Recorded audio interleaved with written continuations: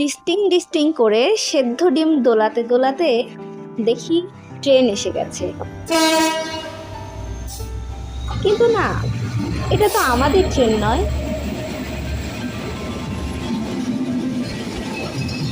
শুনশান স্টেশনে ট্রেন আমাদের ফেলে হুশ করে চলে গেল।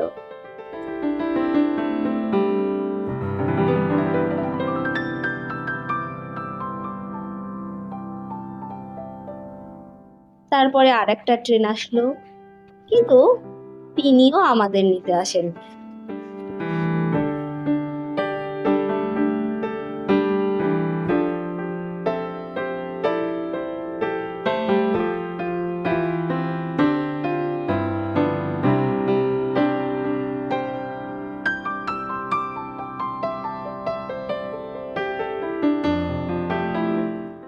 আমাদের ট্রেন মহাশয় যখন আসলেন তখন অনেক রাত, তাই আর তাকে ভিডিও করে বিরক্ত করি।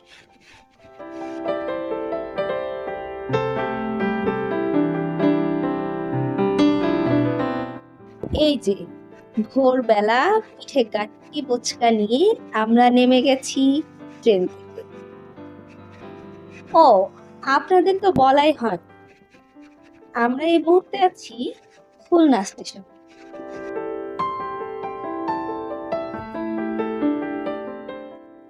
এখান থেকে যাব বাগেরহাট, দেখব ৬০ গম্বুজ মসজিদ আর সুন্দরবনের করমজল।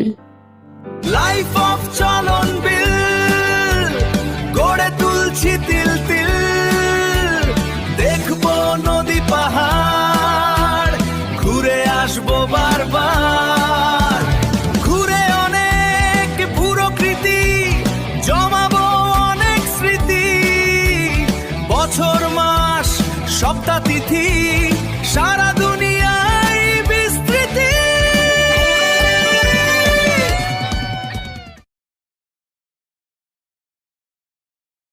রূপসার ঘাটে ওপারে যেতে হবে।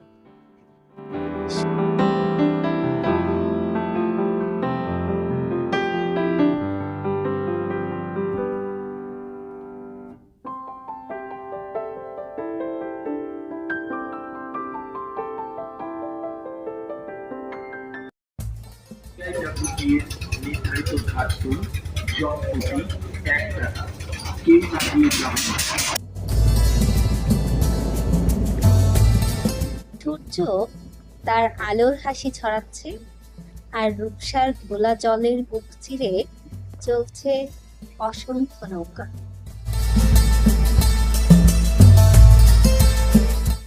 জল ভ্রমণ আপাতত শেষ, এবার স্থল।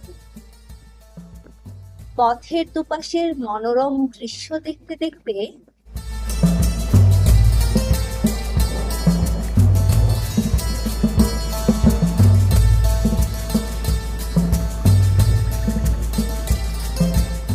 চলে আসলাম ৬০ গম্বুজ মসজিদে।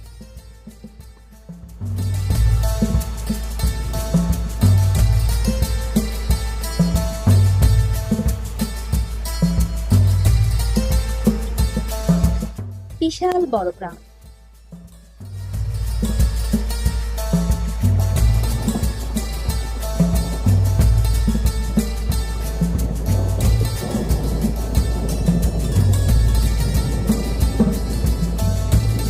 বাচ্চাদের জন্য স্লিপার সহ বেশ কয়েকটি খেলাধুলার সামগ্রী রয়েছে।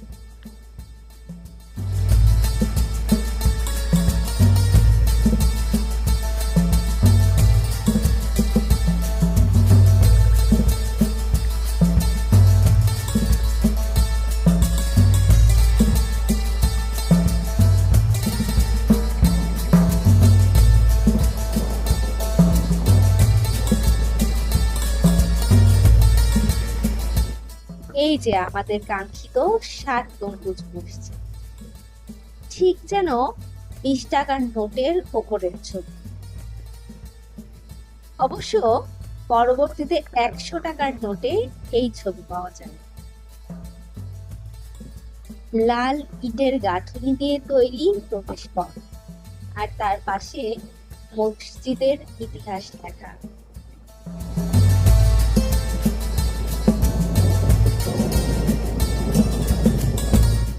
মসজিদের ভেতরে প্রবেশ করলে এক ধরনের ঠান্ডা, শান্ত আর মনোরম পরিবেশ হৃদয়কে প্রশান্ত করে দেয়। ৬০ গম্বুজ মসজিদ বিখ্যাত তার পিলার সংখ্যা আর গম্বুজের কারণে।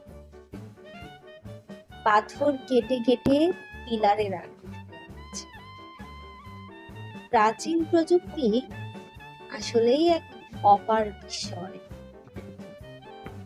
মজার ব্যাপার হলো, এই মসজিদের নাম ৬০ গম্বুজ মসজিদ হলেও এর গম্বুজ সংখ্যা কিন্তু ৮১টি। ছাদের উপর ৭৭টি আর চার কোনায় ৪টি, এই মোট ৮১। তবে ৬০টি পিলারের ওপর ভিত্তি করে নির্মিত হওয়ার কারণে রূপক অর্থে এই নামকরণ হয়েছিল বলে ধারণা করা হয়।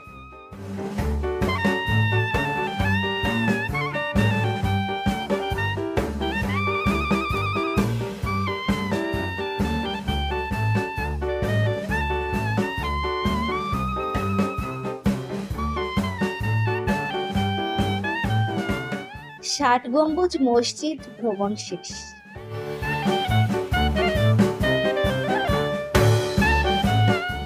এবার আমাদের গন্তব্য সুন্দরবনের করমচল। আবারও দুপাশের দৃশ্য দেখতে দেখতে যথারীতি রওনা হয়ে গেলাম। রাস্তার পাশের দৃশ্য এত সুন্দর তা বলার বাইরে। অনেক অনেক অনেক চিংড়ির ক্ষেত, কোথাও গোলপাতা, কোথাও হুগলা, আবার কোথাও লাল শাপলা আমাদের জার্নিটাকে ভীষণ সুন্দর করে দিল। ওই যে দূরে দেখা যাচ্ছে রামপাল তাপবিদ্যুৎ কেন্দ্র।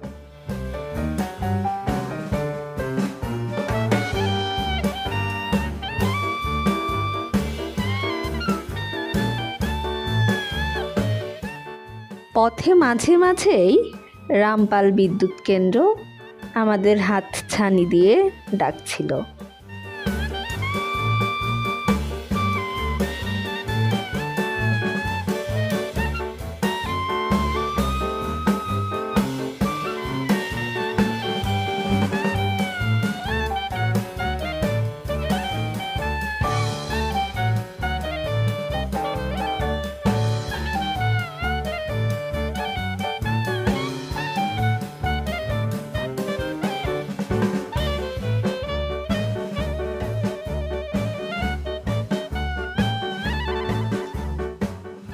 দক্ষিণ অঞ্চলের গ্রাম বাংলার দৃশ্য এত মনোমুগ্ধকর যা ভাষায় প্রকাশ করা কঠিন, শুধু চোখে দেখেই বোঝা সম্ভব।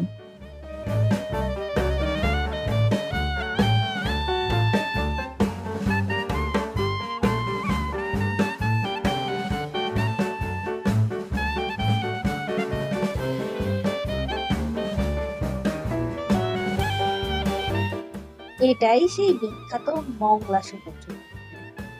এখানে এসেই ভিড় করে এশিয়া, ইউরোপ, মধ্যপ্রাচ্য, অস্ট্রেলিয়া সহ আরো অনেক দেশের শত শত জাহাজ।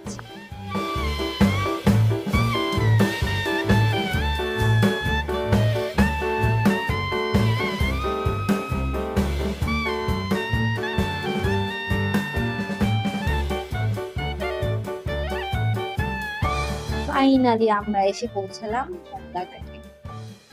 এখানে অনেক বড় বড় বোট আছে, ভাড়ার বিনিময়ে দেখতে আসে। ভাড়ার পরিমাণ 1200 থেকে 3000-এর মধ্যে, জনসংখ্যা এবং দরদামের উপর।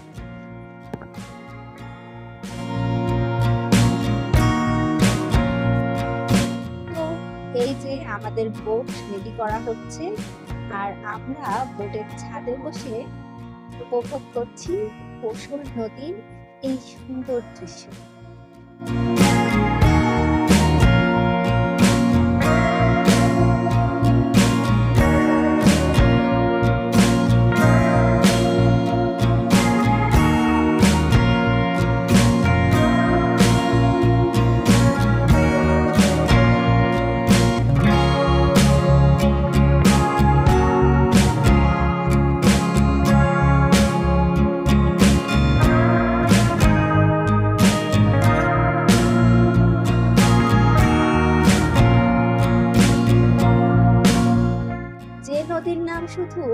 বলতেই বলেছি।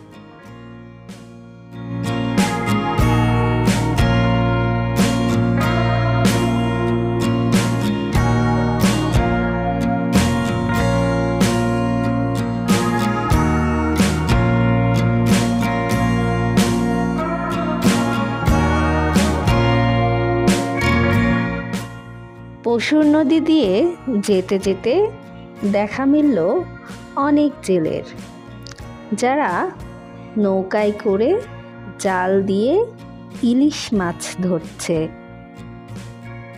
ওই যে দেখা যায় সুন্দরবন।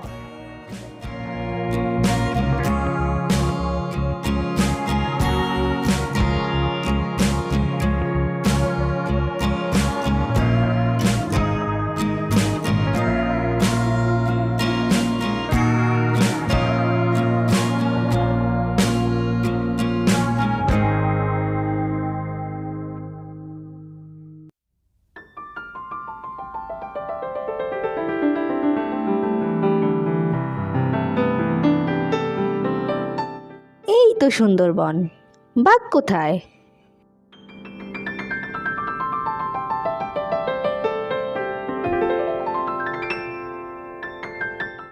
এখন আমরা করমজল।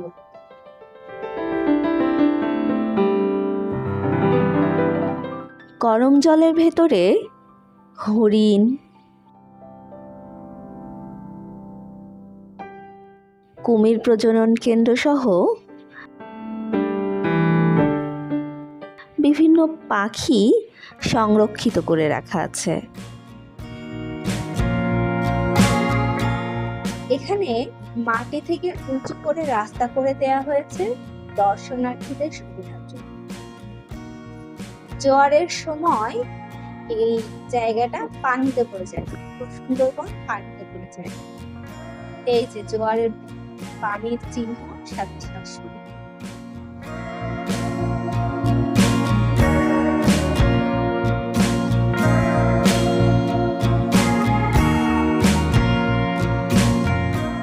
সুন্দরী গাছের আধিক্যতার কারণে এই বনের নামকরণ করা হয়েছে সুন্দরবন।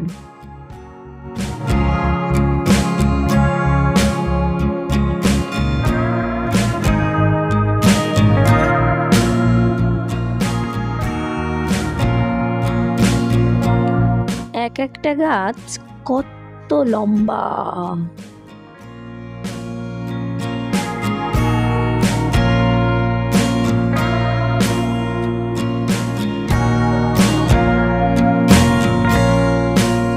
সুন্দরী গাছের সারি বেঁধে দাঁড়িয়ে থাকা দেখতে দেখতে বনের গভীর থেকে গভীরে ঢুকে পড়লাম।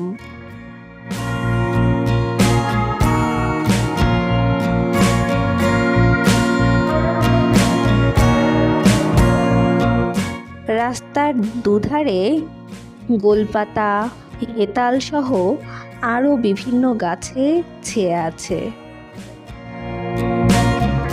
এই যাত্রার সমাপ্তি।